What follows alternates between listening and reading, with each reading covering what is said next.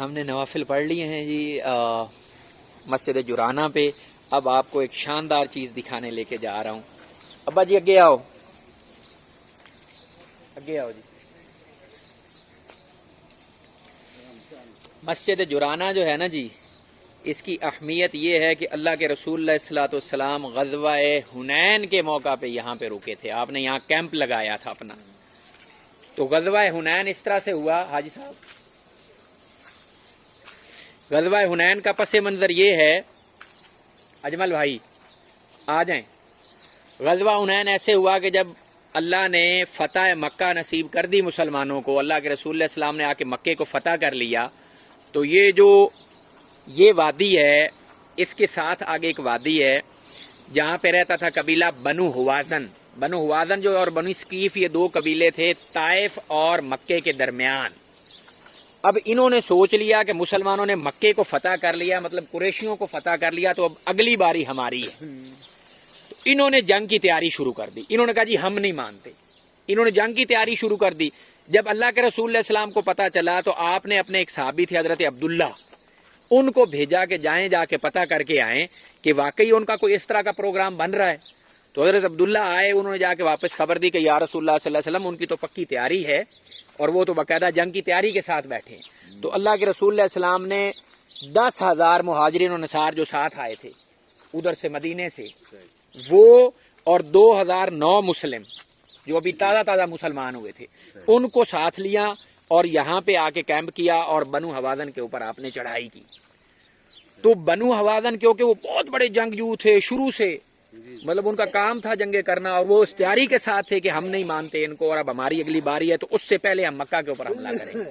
ان کی تیاری تھی. ان کے لوگ پہاڑوں کے اوپر چڑھ کے بیٹھے ہوئے تھے.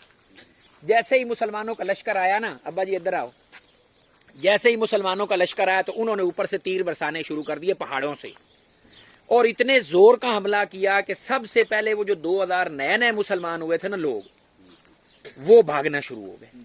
جب وہ نئے والے لوگ بھاگے نا تو جو مہاجرین اور انصار تھے ان کے بھی حوصلے جو ہیں وہ پست ہو گئے. جب ان کے حوصلے پست ہو گئے، اب یہ ان شہداء کی قبریں ہیں صحابہ کی جو غزوہ حنین میں شہید ہوئے تھے. اچھا، اب انہوں نے پلاننگ کس طرح سے کی کہ جو عوف بن مالک تھا، ان کا سردار تھا بنو حوازن کا، وہ سردار تھا ان کا سپہ سالار، چیف آف آرمی سٹاف بنا ہوا تھا، اور ایک 100 سال کا بوڑھا بابا تھا جو شاعر تھا، کیونکہ عرب اس وقت شاعر اپنے ساتھ لے کے آیا کرتے جو رجز پڑھتے ہوتے تھے. وہ رجز پڑھنے کے لیے 100 سال کا بابا جس کا جنگوں کا تجربہ تھا نا، اس کو ساتھ لے کے آئے کہ جنگ کرنی کیسے ہے ان کے ساتھ.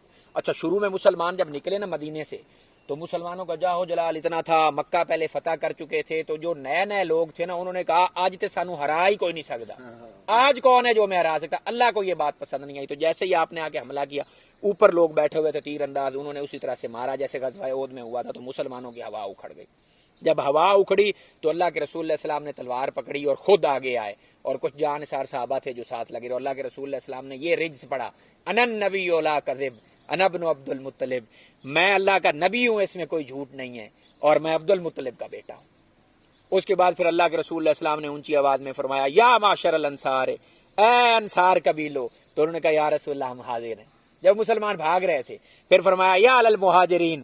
تو جو مہاجر سن رہے تھے انہوں نے کہا یا رسول اللہ ہم بھی حاضر ہیں. تو آپ نے اپنے چچا کی جو آواز تھی، حضرت عباس کی آواز بہت اونچی تھی، تو آپ نے حضرت عباس کو فرمایا کہ ان کو بلاؤ یہ جو بھاگ کے جا رہے ہیں. تو حضرت عباس نے اونچی آواز میں فرمایا یا معاشر الانصار.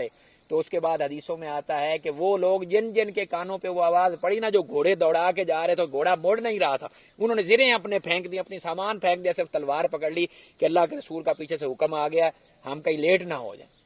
تو اس کے بعد پھر مسلمان واپس آئے، دوبارہ گھمسان کا رن پڑا، اللہ نے ان کو فتح دی، اور فتح دینے کے بعد جو بنو ثقیف تھا وہ بھاگ گیا یہاں سے، بنو حوازن جو تھا وہ بھی بھاگ گیا، بنو حوازن اوتاس میں چلے گئے، بنو ثقیف جو ہے وہ طائف دفع ہو گئے.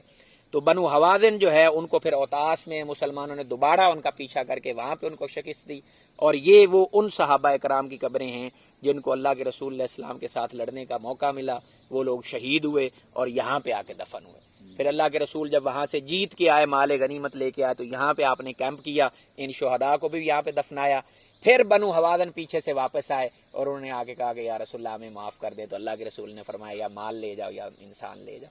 تو انہوں نے کہا یا رسول اللہ ہمارے قیدی واپس کر دیں. پھر اگلا واقعہ آپ کو میں نے جرانہ کا سنایا ہے کہ پھر وہ کچھ لوگوں نے اعتراض کیا، نئے نئے جو مسلمان جو وہ بھاگ گئے تھے کہ اللہ کے رسول نے یہ کیا کیا کہ ان کے ابھی تک خون ہماری تلواروں سے ٹپک رہے ہیں اور ان کو زیادہ سامان دے دیا.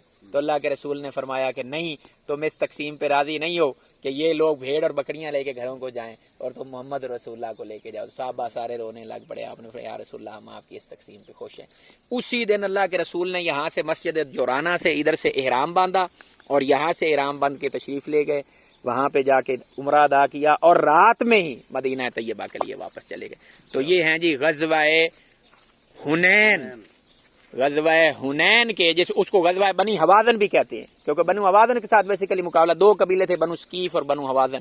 تو یہاں پہ پھر ان شہداء کی قبور ہے جو کہ اس میں شہید ہوئے تھے.